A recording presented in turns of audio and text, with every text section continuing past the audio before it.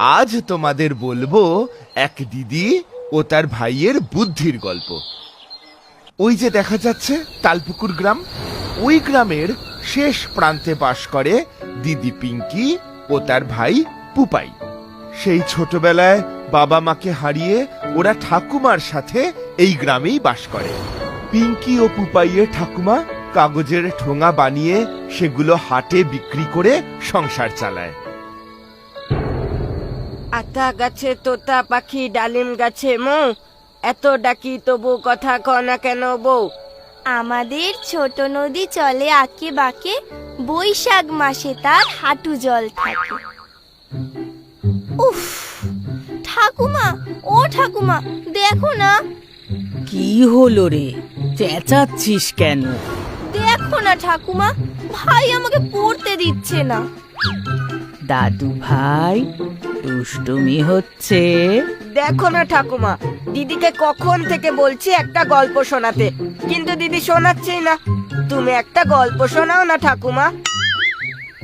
ওরে দুষ্টু, গল্প শুনবি? আচ্ছা, তাহলে খেয়ে নিয়ে রাতের বেলায় শুয়ে শুয়ে গল্প শোনাবো, ঠিক আছে? আর একটুখানি পড়ে নাও, শোনা আমার। ঠিক আছে ঠাম্মা। কি মজা, কি মজা, ঠাম্মা গল্প বলবে, কি মজা, কি মজা।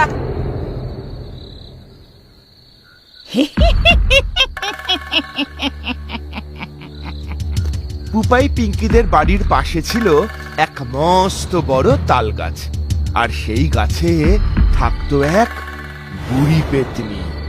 পুপাই পিঙ্কিকে দেখে বুড়ি পেতনির জিভে জল আসতো, আর বুড়ি পেতনি ভাবতো কি করে পুপাই ও পিঙ্কির খাড় মোটকে খাওয়া যায়। ঠাকুমা, এত রাত হয়ে গেল, তুমি এখনো কাজ করছো? কি করব দিদি ভাই, একটু বেশি করে ঠোঙা বানালে একটু বেশি পয়সা আসবে ঘরে। কাল বক্সিগঞ্জের হাটে যাব এগুলো বিক্রি করতে। আচ্ছা ঠাকুমা, তুমি যে এত ঠোঙা বানিয়েছো, কালকের হাটে সব বিক্রি হয়ে যাবে? হ্যাঁ দিদি ভাই, বিক্রি তো করতেই হবে, তা না হলে সংসার চালাবো কি করে? জানো তো কত বড় হাট বসে বক্সিগঞ্জে, কত লোকজন আসে ওই হাটে, কত বাবুরা, তারপর জমিদার বাড়ি থেকেও লোকজন আসে। বড় স্টিমার করে যেতে হয় সেখানে। জমিদার বাড়ি? হ্যাঁ দাদু ভাই, জমিদার বাড়ি। ওদের জমিদার কেন বলে ঠাম্মা? ওদের বুঝি অনেক টাকা আছে? ওরা যে রাজ্যের দেখাশোনা করে দাদু ভাই, ওদের অনেক অনেক টাকা। শুধু টাকা? কত মোহর, ঘোড়া ভর্তি মোহর আছে। শুনিসনি ঠাকুমার সেই গল্পটা? কোন গল্পটা দিদি? ও মনে পড়েছে, ওই জমিদারের ধনমানিক। ওরে, তোরাই আমার জমিদার, তোরাই আমার রাজা রানী, আর তোরাই আমার 7 রাজার ধন এক মানিক। নে নে, চল দেখি, এবারে শুয়ে পড়, চল চল। কি মজা, কি মজা, চলো চলো ঠাকুমা।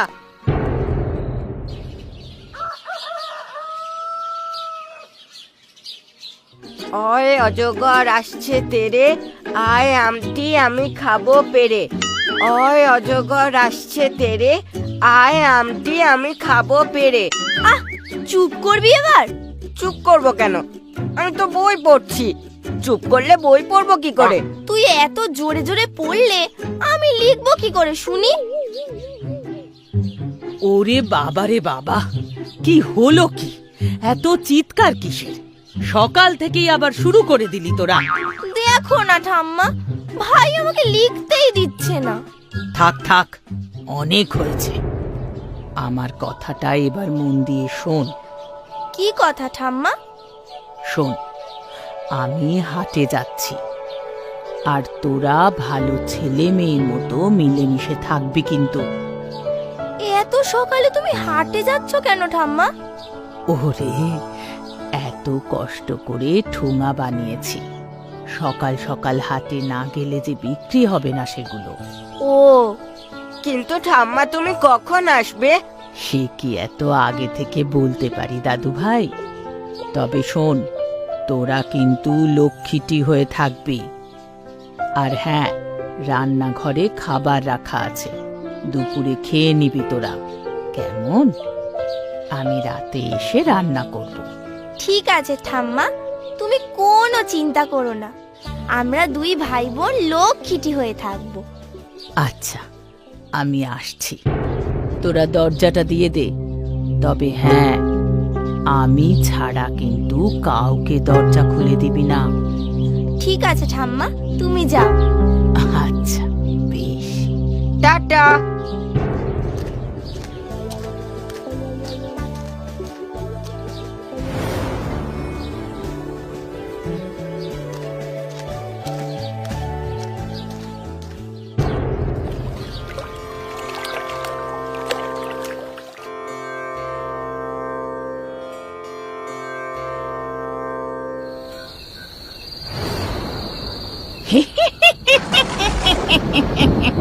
ও ঠাকুমা, বাইরে দাঁড়িয়ে ভিজছো কেন গো?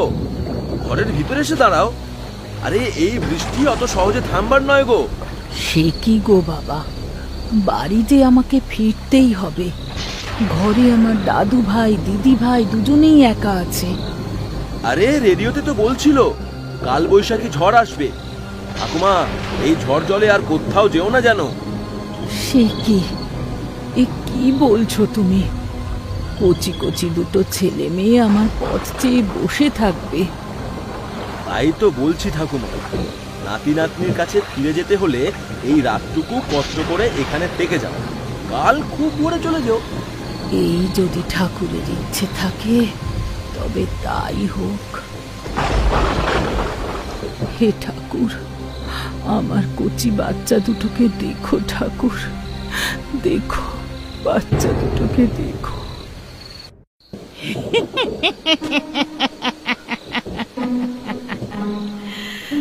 আজকের এই রাতটার জন্যই তো অপেক্ষা করেছি এতদিন।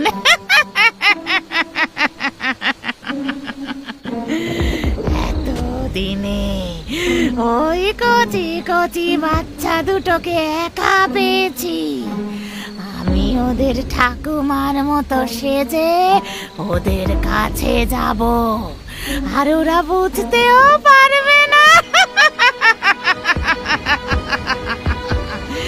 তারপর রাতের বেলায় ওরা যখন ঘুমোবে তখন ওদের ঘর মটকাবো।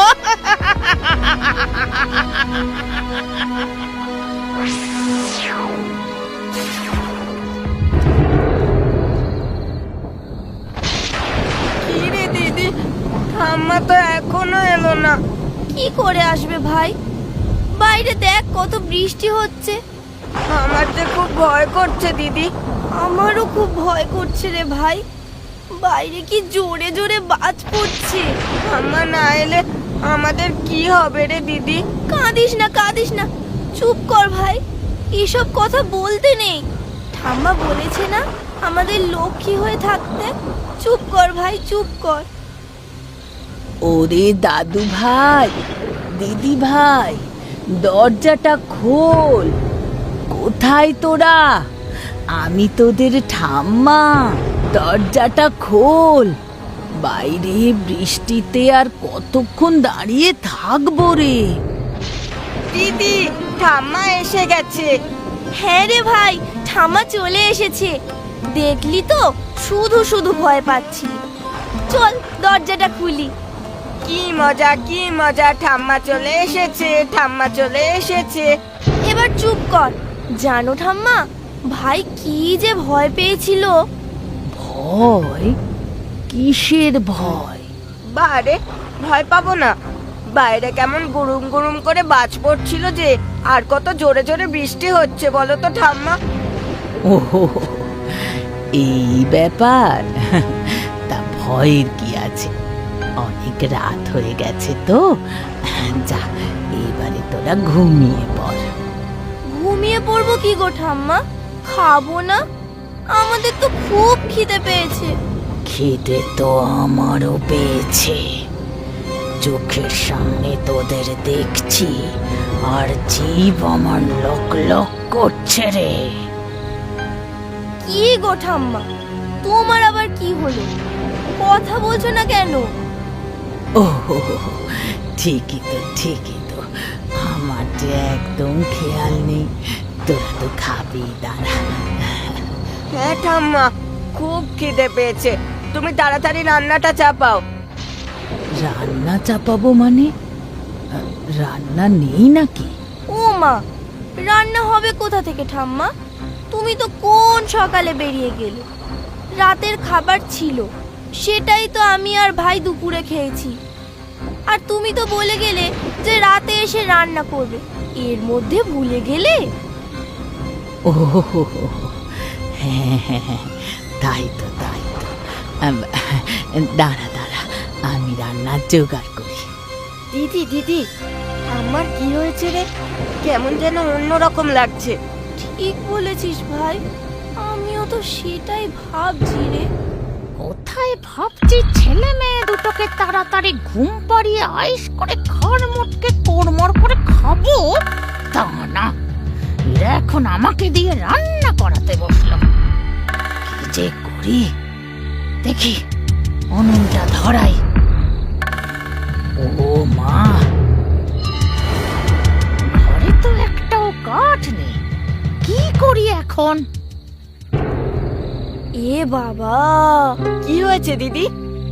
আরে ভাই, ঠাম্মাকে তো বলাই হয়নি, আমি বৃষ্টির জন্য আজ বিকেলে কাঠ আনতে যেতে পারিনি। এ বাবা, ঘরে তাহলে একটাও কাঠ নেই? না তো। তাহলে ঠাম্মা রান্না করছে কি করে? তাই তো ভাবছি, চল তো গিয়ে একবার দেখে আসি। ওরে বাবা রে, ওই দিদি দিদি, এসব কি দেখছি? হ্যাঁ রে ভাই, এটা কি? এটা আমাদের ঠাম্মার নয় রে। কি হবে দিদি? চুপ কর, এটা তো একটা পেতনি। চল এখান থেকে আমরা পালিয়ে যাই। কোথায় গেলি রে? আয় খেতে আয়। এই দিদি, এবার কি হবে? চুপ কর ভাই, দাঁড়া, মাথায় একটা বুদ্ধি এসেছে। কি বুদ্ধি দিদি? দেখ ভাই, কি করি। ওই পেতনিকে আজ পেতনিরই ভয় দেখাবো। পেতনিকে পেতনির ভয় দেখাবি? কি করে দিদি? দেখ না কি করি, মজা দেখাবো আজ। আয় আমার সাথে।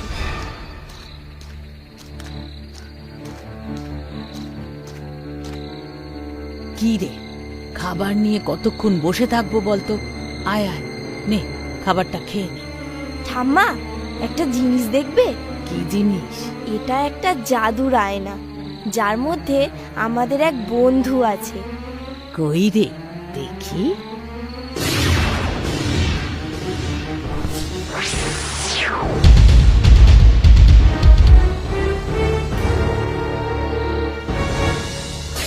এটা আমাদের একটা পোষা পেতনি, আমাদের সাথেই থাকে। আমি বড়ি পেতনি, পাশের ওই তাল গাছে থাকি, আমায় ছেড়ে দাও, আমি চলে যাই। আগে বলো, আমাদের ঠাম্মা সেজে কেন এসেছিলে এখানে? আমি তোদের খাবো বলে এখানে এসেছিলাম। এবার দেখ এই পেতনি তোর ঘাটটা কেমন করে মটকায়। না, আমায় মারিস না আমায়, তুই যা বলবি আমি তাই শুনবো। তাই নাকি? তবে আমরা যা চাইবো তাই পাবো? সব দেব, বল কি চাই তোদের? আমাদের একটা সুন্দর বাড়ি চাই। বেশ, তাই হবে।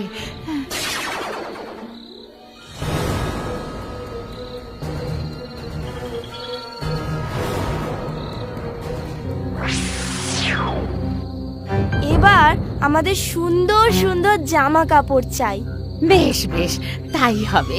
এই নে এই নে।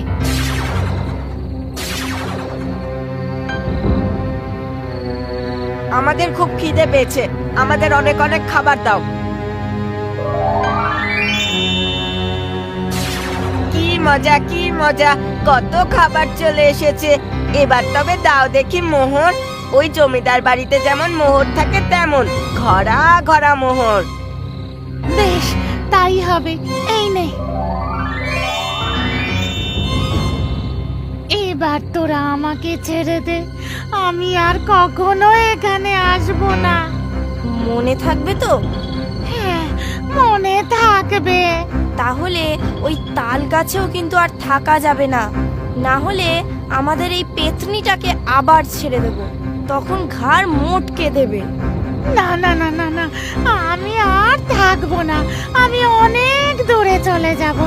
এখন আমায় ছেড়ে দে। তাহলে এখানে একদম আর নয়, কোনো দিন যেন এখানে আর না দেখি। ঠিক আছে, আমি চলে যাব, আমি এখান থেকে অনেক দূরে চলে যাব, এক্ষুনি চলে যাব।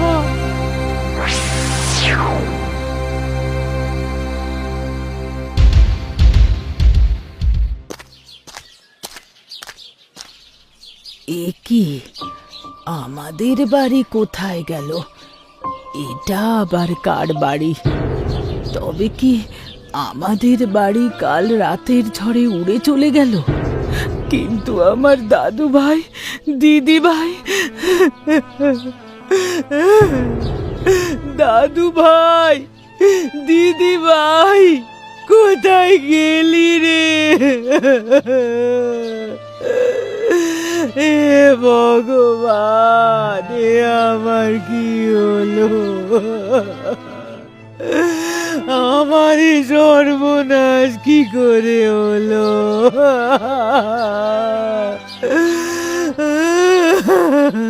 ঠাম্মা, তুমি কাঁদছো কেন?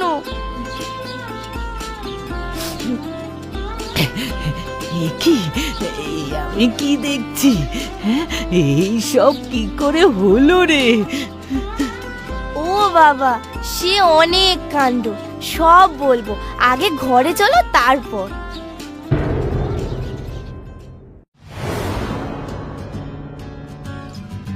ও আমার সোনা দাদু ভাই, দিদি ভাই, তোরা কাল সারা রাত ধরে এত সব কাণ্ড করেছিস। ঠাম্মা, তুমি আর রাত জেগে কাজ করবে না কেমন? হ্যাঁ হ্যাঁ, তাই তো। তার চেয়ে বরং আমাদের সাথে অনেক অনেক গল্প করবে। ওরে আমার সোনা রে, আয় আয় আমার বুকে আয়। এরপর থেকে ঠাকুমা পিঙ্কি ও পুপাইকে নিয়ে সুখে শান্তিতে দিন কাটাতে লাগলো। আর সেই পেতনি ভয়ে সেই এলাকাই নয়, বরং সেই রাজ্য ছেড়েই পালিয়ে গেল।